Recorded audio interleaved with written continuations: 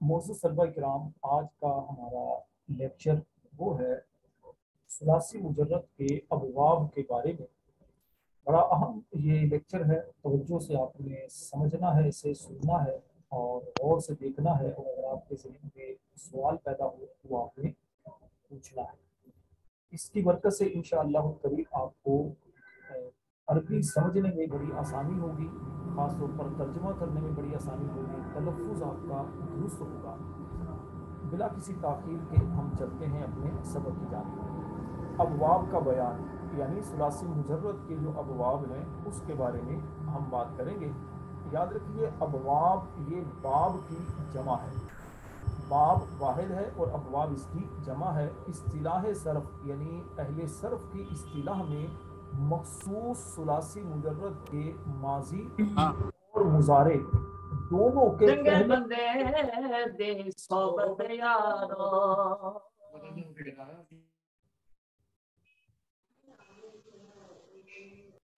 दोनों सुलासी मुजर्रद के पहले सीगे और सुलासी माजी माजी और मुजारे यानी फेले माजी और फेले मुजारे दोनों का जो पहला सीगा है, यानी दोनों का वाहिद मुज़क्कर गायब का जो सीगा है, दोनों को मिलाकर बाब का नाम दिया जाता है, उसे बाब कहते हैं। जैसे दाराबा यदरिबू, दाराबा ये फेले माजी मारूफ का सीगा है और यदरिबू फेले मुजारे मारूफ का सीगा है। दोनों का पहले वाहिद मुज़क्कर गायब का सीगे को मिलाकर इसे कहते हैं बाब। फतह यफ्तहु ये भी ऐसे ही है। और दूसरा यह है कि सुलासी मुजर्रद के अलावा मसादिर के मखसूस औजान को भी बाब कहते हैं। जैसे इफ़आल, इफ़आल ये सुलासी मज़ीद फी का मज़दर है। अफ़अला युफ़इलु इफ़आल, तो इफ़आल ये मज़दर है और ये मज़दर है सुलासी मुजर्रद का नहीं, लेकिन ये मज़दर सुलासी मज़ीद फी के अलावा मखसूस वज़न को भी अबवाब बाब का नाम दिया जाता है, उसको भी बाब कहते हैं। सुलासी मुजर्रद के अबवाब के बारे में आज हम पढ़ेंगे। सुलासी मुजर्रद के अबवाब वो बुनियादी तौर पर अगर देखा जाए तो सुलासी मुजर्रद के कुल 8 अबवाब हैं, जिनकी 2 किस्में हैं। 2 किस्में किस तरह 8 अबवाब में तकसीम होती हैं, इसे आपने तवज्जो से सुनना है। एक है मुत्तरिद, एक है शाज़। मुत्तरिद कहते हैं उन अबवाब को कि जो कसरत से इस्तेमाल होते हैं, कसरत के साथ जो अबवाब इस्तेमाल होते हैं उसे कहते हैं मुत्तरिद। ये 5 बाब हैं। नसरा यनसुरु, दरबा यदरिबु, समिअ यस्मउ, फतह यफ्तहु और करुमा यकरुमु। ये 5 बाब ऐसे हैं कि जो कसरत के साथ इस्तेमाल होते हैं अरबी के अंदर। अरबी इबारत में आप देखेंगे तो ये 5 बाब बहुत ज्यादा आपको इस्तेमाल इसका मिलेगा। अच्छा, इसके बाद दूसरी किस्म है शाज। शाज का मतलब क्या है, यानी वो अबवाब जो कम इस्तेमाल होते हैं। वो कम इस्तेमाल होने वाले बाब ये 3 है। हसीबा यहसिबु, कादा यकादु, असल में काबूदा यकवदु है, और तीसरा है फजीला यफदुलु।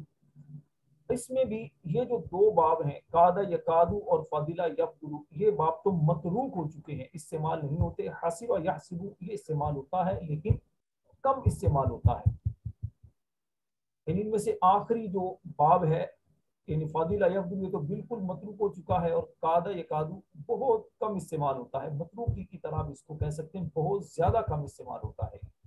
अब इसकी थोड़ी सी तफसील कि ये कैसे बनते हैं, अबवाब कैसे बनते हैं। सबसे पहला है नसरा यनसुरु। नसरा यनसुरु का इस्तेमाल बहुत ज्यादा होता है अरबी कलाम के अंदर।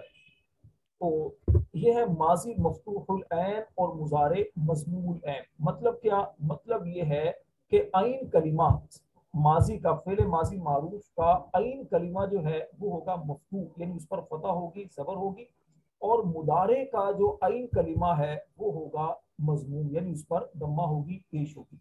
आपको पता है, आप तो माशाल्लाह दर्स निज़ामी करने वाले तलबा हैं और आप बखूबी समझते हैं कि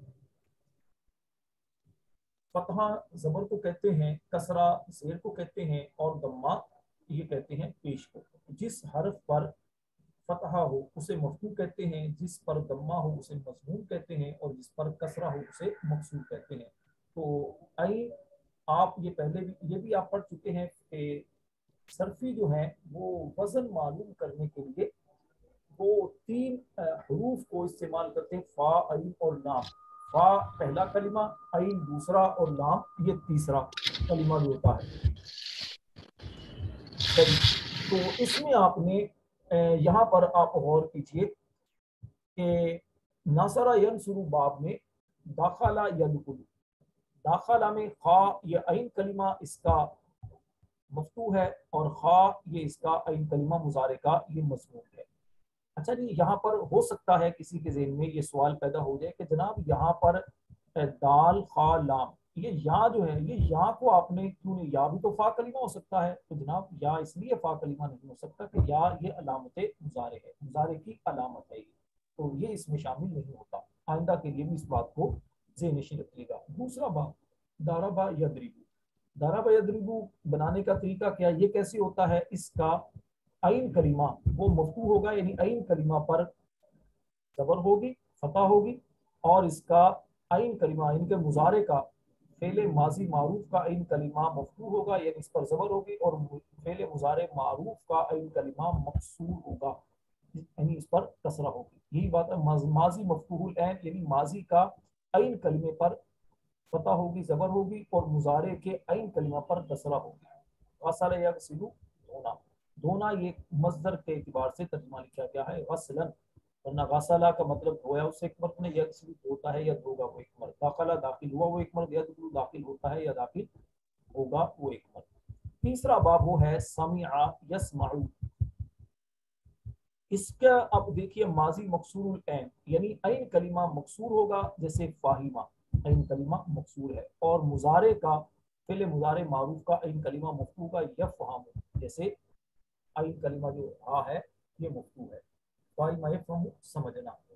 فتح یفتح ماضی و مضارع دونوں مفتوح العین، یعنی ماضی فعل ماضی معروف اور فعل مضارع معروف دونوں جگہ ہی اس کا عین کلمہ جو ہے وہ ہوگا جناب مفتوح۔ یہاں پر قلع میں لام دیکھیے فعل ماضی معروف، اور یقلع میں لام فعل ماضی فعل مضارع معروف کا عین کلمہ مفتوح ہے۔ اور پانچواں جو کثیر الاستعمال جو ابواب ہیں ان میں سے پانچواں باب وہ ہے کالما یقلع، ماضی و مضارع دونوں مضموم العین۔ یہاں پر دیکھیے ماضی کا فعل ماضی معروف کا عین کلمہ را ہے، یہ بھی مضموم ہے، اور یشرف فعل مضارع معروف کا عین کلمہ را یہ بھی آپ کے سامنے ہے، یہ بھی مضمون ہے، یہ اس پر بھی پیش ہے۔ اس کے بعد جو شاذ ابواب میں سے پہلا باب وہ ہے حسبہ یحسب، حسبہ یحسب میں ماضی و مضارع دونوں مکسور ہے، یعنی ماضی کا فعل ماضی معروف کا عین کلمہ دیکھیے لام یہ بھی مکسور ہے، اور یلیا یہاں پر بھی جو لام ہے یہ کیا ہے، یہ بھی مکسور ہے۔ اب ذہن میں ہو سکتا ہے کسی کے یہ آ جائے کہ جناب یہاں پر یا کو آپ نے کیوں شامل کر لیا حروف اصلیہ میں، تو جناب اس کو حروف اصلیہ میں شامل نہیں کیا، والیہ اصل میں یو لیو تھا، یو لیو تھا، تو واو اس کی حذف ہو گیا۔ حذف کیوں ہو گئی یہ جب آپ کو تعلیلات پڑھائی جائیں گی تو یہ آپ کو پھر آسانی سے سمجھ آئیں گے۔ ساتواں باب جو کہ قلیل الاستعمال وہ ہے قادہ یقاد، یعنی قابودہ یقود، یا آپ یہیں پر غور کر لیجئے ماضی مضموم العین، یعنی ماضی کا فعل ماضی معروف کا عین کلمہ مضموم ہوگا اور مضارع کا عین کلمہ مفتوح ہوگا فعل مضارع معروف کا۔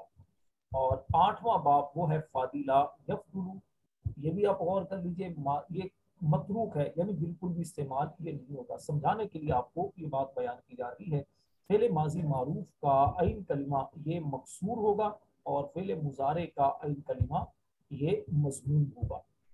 اچھا جی، اس کے بعد اہم بات جو سمجھنے کے قابل ہے وہ یہ ہے کہ جو نصر ینصر، ضرب یضرب اور سمع یسمع اس کو ام الابواب کہتے ہیں۔ ام الابواب کا مطلب ابواب کی اصل، اس کا مطلب یہ ہے کہ یہ بہت زیادہ استعمال ہوتے ہیں۔ پہلے آپ کو بتایا پانچ میں سے بھی یہ تین جو ہیں ان کا استعمال بہت زیادہ ہے، اور اس کے بعد تین ابواب جو ہیں یہ والے فتح یفتح، کرم یکرم اور حسبہ یاسین، اس کو کہتے ہیں فروع الابواب، یعنی ابواب کی فروعات، ابواب کی شاخیں، یہ استعمال ہوتے ہیں لیکن کم استعمال ہوتے ہیں۔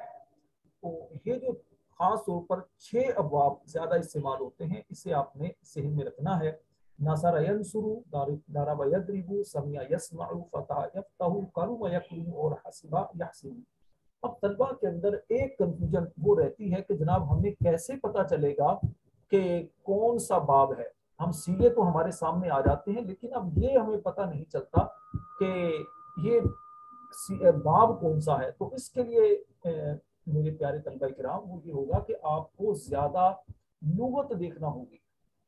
المنجد ہے یا اس طرح اور بھی کئی کتابیں جو ڈکشنری ہیں عربی لغت کی, آپ اس کو جب دیکھیں گے بار بار جو بھی آپ کے سامنے آئے گا اس کو آپ نے دیکھیں گے تو پھر آپ کے پتہ چلے گا کہ اس کا اصل باب کون سا. جب باب پتہ چلے گا تو پھر آپ کو ترجمہ بھی پتہ چلے گا. مثال کے طور پر اب ہمارے سامنے ایک لواجدو جیسے یہ ہے نا, تو آپ صرف لام کو ہٹا دیں, واجدو, واجدہ واجدہ واجدو, ٹھیک ہے.